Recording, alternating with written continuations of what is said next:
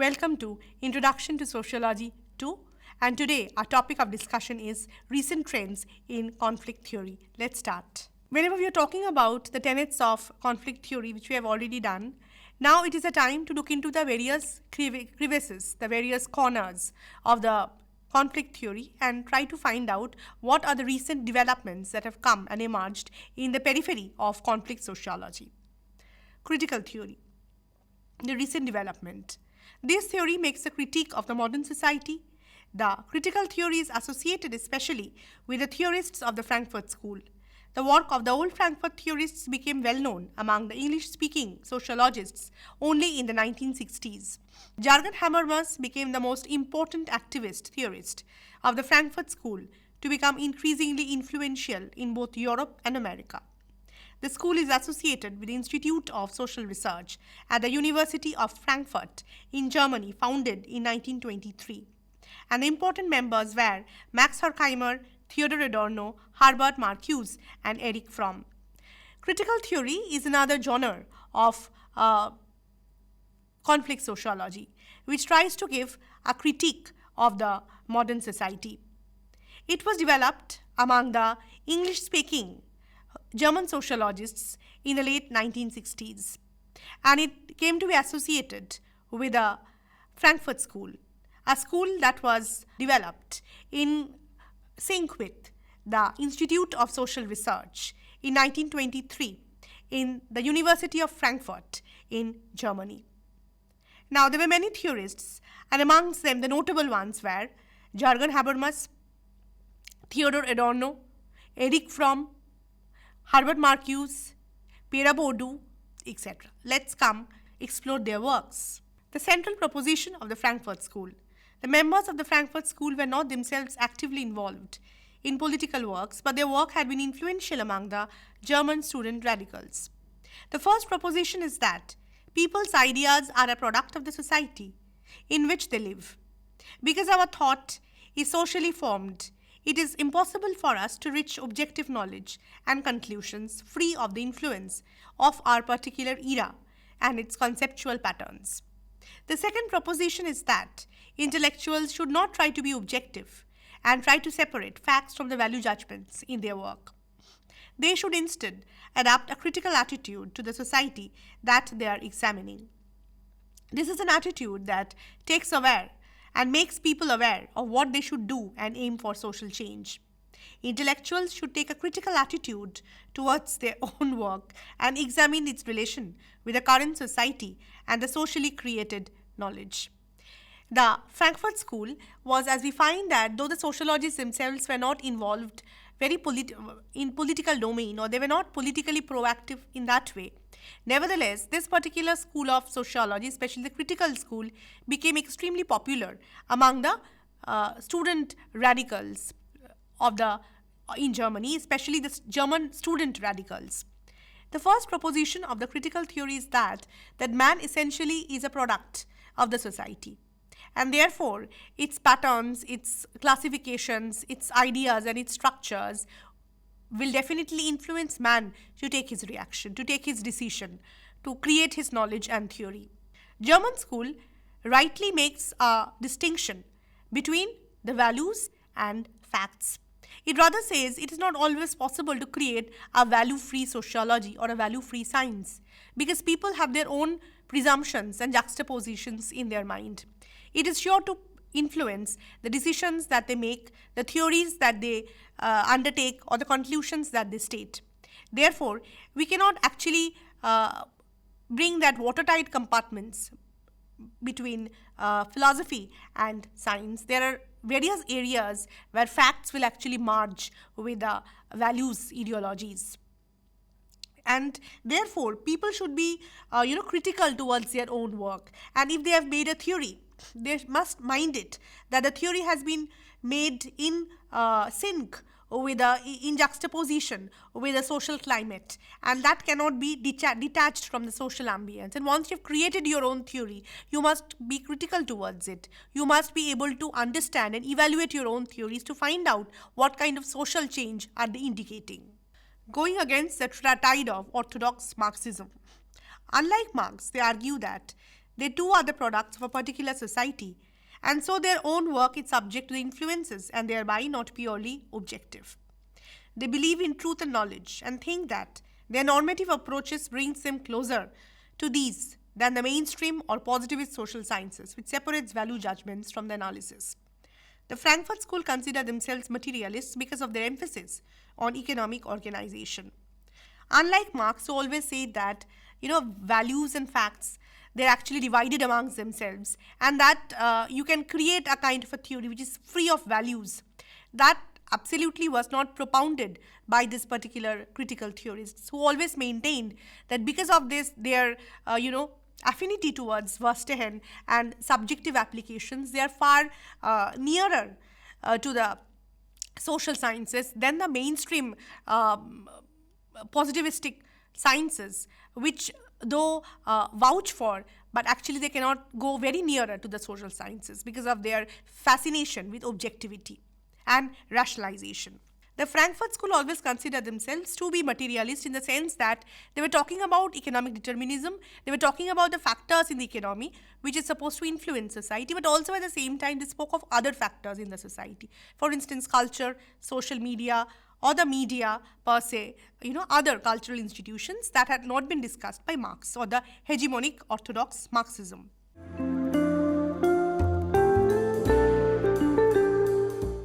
Erich Fromm.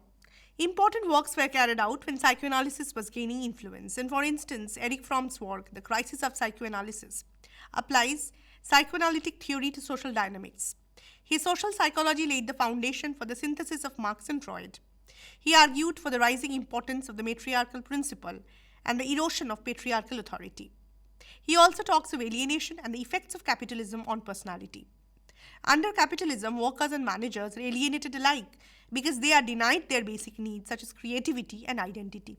Erich Fromm will remain a very significant theorist of critical sociology. Why? Because he was at the time when Frankfurt School was developing, psychoanalysis also was gaining ground, and he was applying psychoanalysis to study the social dynamics. And especially his work, where he was talking about the crisis of psychoanalysis, that talks a lot about the application part of this social psychology or the psychoanalysis. Rather, he was trying, in his social psychology, he was trying to amalgamate or bring together at the same time Karl Marx and Freud. He spoke about different tendencies. One was that in the days to come, maybe the matriarchal or the matriarchy will be gaining ground and the patriarchal authority might lose its ground.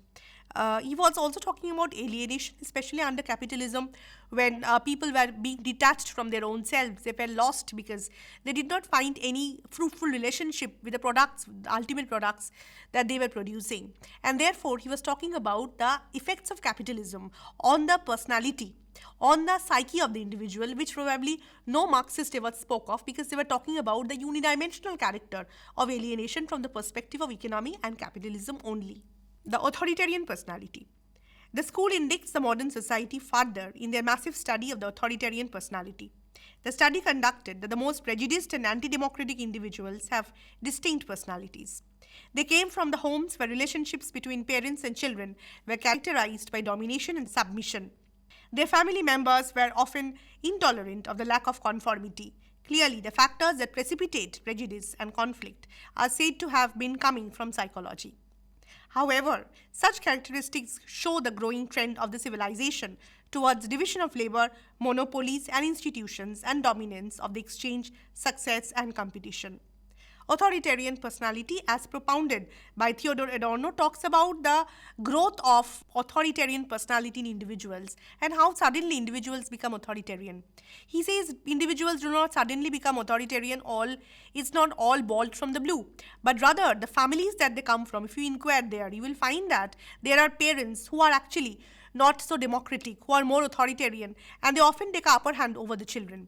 And sometimes the parents' craze for perfection, for going for conformity, and their intolerance towards deviance and any kind of budging from the conformity makes the child even more authoritarian. So it is the individual persona, especially expressed by the parents, that becomes reflected in the individual himself, which makes him far more undemocratic and prejudiced. And another fact was this, that these characteristics which we find in the human persona and human psychology, that was also trying to show the bigger picture, the macro picture of Indian of the civilization, of the world civilization, that today only went for utilitarian mechanisms of conflict, competition, exchange, and there was no room for individual creativity and freedom. The critique of mass culture. The school sees popular culture as a means of manipulating the inhabitants of the totally administered society. Adorno attacked jazz and popular music for its standardization, for distracting people and making them passive and strengthening the current social order. Media provides psychological reassurance to help and sustain the present social order. The one-dimensional man Marcuse paints is a very bleak picture of the modern industrial societies in both West and the communist world. Technological progress have made possible a whole system of domination and coordination which defeats all kind of progress. Culture has been seen as a totalitarian social order that succeeded the previous liberal ones, and that is one-dimensional because it eliminates the alternative idea. These people, they have been talking about how technology in the modern day civilization was making people more crippled, because instead of giving them that liberalization, that empowerment, people were somehow distracted by the gleefulness or by that high radiations or the glamour or the glitters of the technology. Instead of doing something new, instead of giving them more alternative ideas and political freedom, people were getting booby-trapped by the media, especially electronic media, for instance, television, and they were glued to the television screen, and as if there was nothing other than that. So people, instead of becoming more, instead of taking advantage of the political situations or the cultural scenario, they were getting more distracted from their field, and they were becoming more and more dependent on technology, and that made them as docile as a lamb without any mind of their own. And these people were absolutely stooges in the hands of the technocrats and the technological society.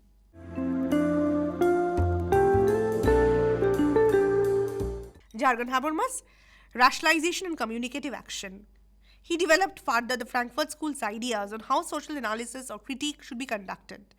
In his theory of communicative action, he tried to incorporate Max Weber into the spirit of Western Marxism. He must be understood in terms of the German tradition, where there is no strict separation between sociology and philosophy. In this tradition, reason is far more wide-ranging and imbued with values. So, Jürgen Habermas was talking about rationalization of the communicative action, and it is one credit of the German theory or ideology, where we do not make any distinction between philosophy and and sociology, and all go together. So he says that reason, the word reason, when we use it, it is far more intriguing and far more extensive, in the sense that it has far more ranges of interpretations that one might think of. In that sense, he wanted to merge Karl Marx as well as Weber altogether. Much like Marx, Habermas sees social evolution as a result of crisis or contradictions inherent in a given system. These create steering problems which makes the system untenable. He emphasized the role played by people's ideas and consciousness. Underlying structural changes and contradictions manifest themselves in the change of values and social systems, which disintegrates and threatens man's social identity. So he was talking more about people's ideas and consciousness, and how the best idea or the communication will win the argument of the day. And he says that when there is an underlying structural change which goes on, whenever there is a conflict, and along with the underlying changes in the social structure, there are also changes in the values which kind of threaten individual's identity and his integration and create a kind of a crisis in the society. Now, Weber argued that in the social science, we need subjective understanding of how others see the world and their web of meanings. Habermas argued for intersubjective projection into another's life world. For this, you must be inside someone's skin. For this, Weber goes back to Husserl's phenomenology and his concept of the Lebenswelt or life world. Now, learners, did you notice something? I suppose you did. That we were connecting three theories together. We were talking about Weber, we were talking about Jürgen Habermas, and we also spoke about whom? We spoke about Edmund Husserl. Now, why did we talk about Weber? Because Weber was talking about this intersubjectivity. He was saying, as we have already studied in symbolic interactionism, that we need to look at the interpretations of others, what meaning others attach to the objects that they see, and translate them into significant objects. From things, they become objects. And, Habermas also had argued an intersubjective understanding of the life world so that we can understand what others feel for their perspective, their lens. And in order to do that, we have to put ourselves in the shoes of the other, or we'll have to put ourselves under the skin of the other. Now, this goes back to whom you know. Yes, you're very right, to Edmund Husserl. When he spoke about phenomenology, he too spoke about this kind of intersubjectivity, and he spoke about what? Yes, he spoke about the life world. Probably life world was a term first used by Husserl, which was, termed as Lebenswelt. Now, these are the fundamental levels of consciousness of which we are not aware of, and these determine how we experience reality.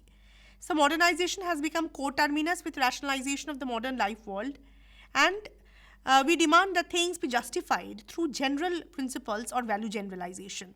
His theory of communicative action argues that society operates and evolves through the action of communicating.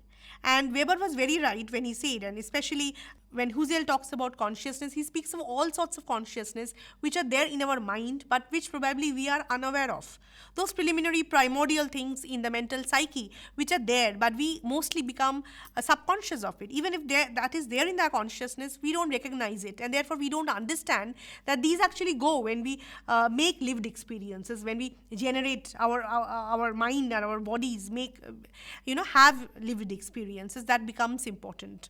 And it is the modernization, the rationalization of the modern day life world that people have tried, generalizing, going for value generalizations, and being much more particular and stringent about the values that they undertake.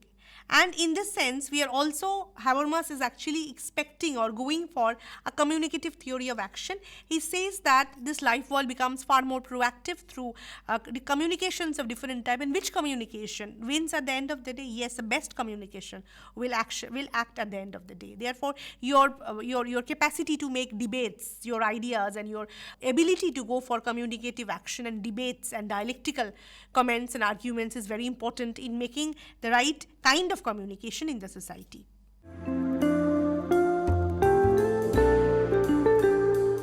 C. Wright Mills. C. Wright Mills' work combines conflict perspective with stronger critique of social order. Mills argued that micro and macro levels of analysis can be linked together by sociological imagination. Individuals can understand their own experiences if they can locate themselves within their period of history. He helps individuals to grasp history and biography and the relationships between the two within the society, and he makes a distinction between the personal troubles and the public issues. Now, C. Wright Mills is yet another very proactive conflict theorist to develop a critique of society. He spoke about the personal problems and the public troubles. He said how individual biography can be connected with the history into which an individual lives. Therefore, individual's biography, his own narrative, becomes meaningful, becomes noteworthy or significant, and it becomes a social creation only if it is connected with the thick and thin of the history that he has lived through. So the history becomes more important. The macro structures of the history becomes enticed or become entwined with the individual micro biographies, and in this way we can actually make a distinction between the personal problem and the public issues. Public issues are far more burning problems. They are the ones which are more organized in their structure. They are more which are found amongst the majority of the people living in the society.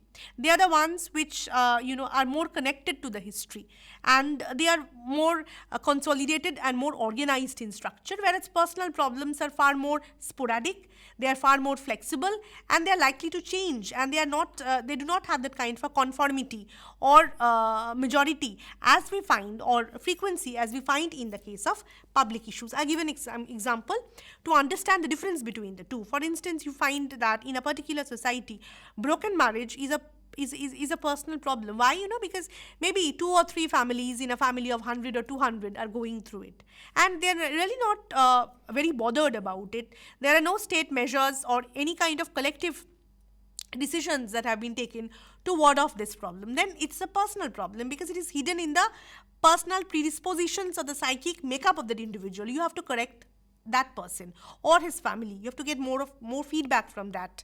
But it is not just the time, it is not the just time for the society to become more proactive to go and correct the situation. But if you find in a village of say 100 or 200 people, around one third of the people are getting divorced, or not divorced, they are into a broken marriage, broken homes and nullified marriage, you find that is more of a public issue because it is voicing the majority of the people's concerns, their grievances, their grudges. So there must be something wrong with the wider world, with the wider web, which must be corrected. So this is how we try to make a liaison between the private and the public, between the micro and the macro, and therefore we talk about sociological imagination, because sociological imagination probably can help us to bridge the gap between the micro and the macro sociology.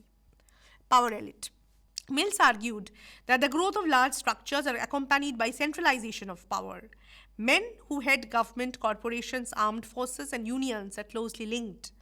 These are the men who are referred to as the power elite, and these people hold dominant positions in political, military, and economic institutions, and power is at the disposal of centralized decision-making units.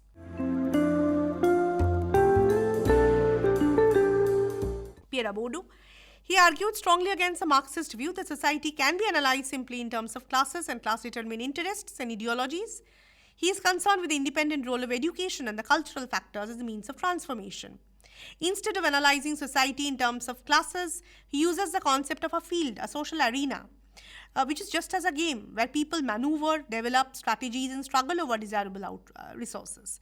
Thus, field is a system of social position in terms of power relations, and every field has its own locus of power relation. Pierre Bourdieu, interestingly, contradicted Karl Marx. For Karl Marx, it was class which was everything, and it was basically a conflict between the two different classes, the haves and the have-nots, and nothing beyond that. And the interests that we are talking about, the vested interests that we are talking about, are the ideologies or the values that have been cherished by that particular class. Bourdieu instead said that instead of going for just economic determinism and class orientations, there can be other factors which may gain importance alongside economy. And maybe economy has become so strong a position taken by Marx that it has come to belittle other agents like education, like other institutions, which are equally important. And Bourdieu therefore talks of a field which is just like a game, the field where we actually go for playing a game. It is full of tactics, full of strategies, full of maneuvers, where individuals fight out against other people, wage a war against other to either keep intact their status quo or to fight back the status quo to bring that particular change in the society. So it is a kind of a level field, or even if I say not a level field, it's a field, it's a dynamic field where people actually make it out by nudging out others, and it's full of maneuvers and manipulations, just like a strategic game. Ralph Dahrendorf talks about inherent tendencies to conflict. Levi Kosher talks about conflict which is not divisive, but it emphasizes on the functions of conflict. And Randall Collins emphasizes people interests and a view of society that are made up of competing groups with relative resources. So Ralph Dahrendorf talks about the imperatively coordinated association and how people actually hanker after authority and what authority is actually, and whether authority is embedded in the individual personality or it is very much it is very much characteristic of the position that you hold in the society.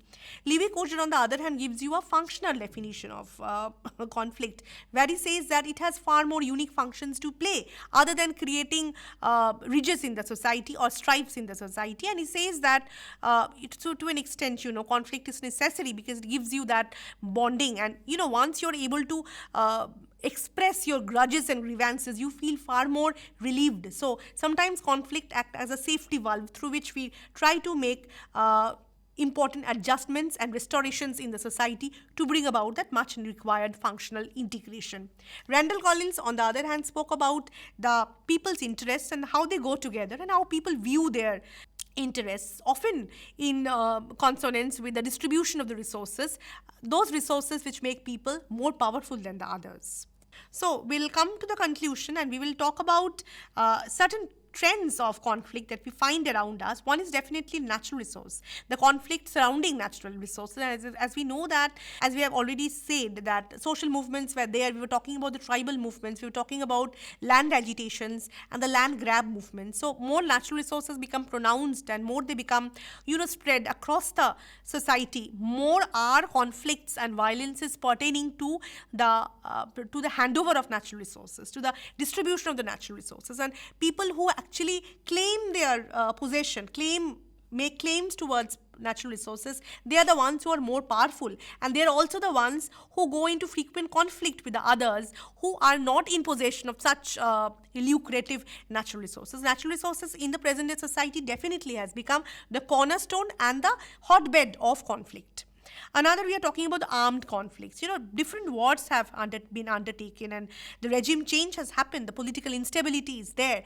But we can talk about the Ukrainian war and the other wars that were played in different parts of the Middle East, and how the people have actually responded to that regime change, and how military conquests were there, invasions took place, and how the other territories were trying to take over the lands and the political territories, and this was marking a kind of a regime change. And we also talk about the ethnic and religious violence. We already spoke about nativity. We know about the ethnic and the people of the soil movement. Often when we do not make inroads to the people who are migrating from outside, the immigrant people, sometimes when they're coming from the other parts of the town or other parts of the world, or the refugees, and we stop accepting them, we do not give them any trump card, and we don't allow them altogether. So this kind of political turmoil, especially in the days of political regime change,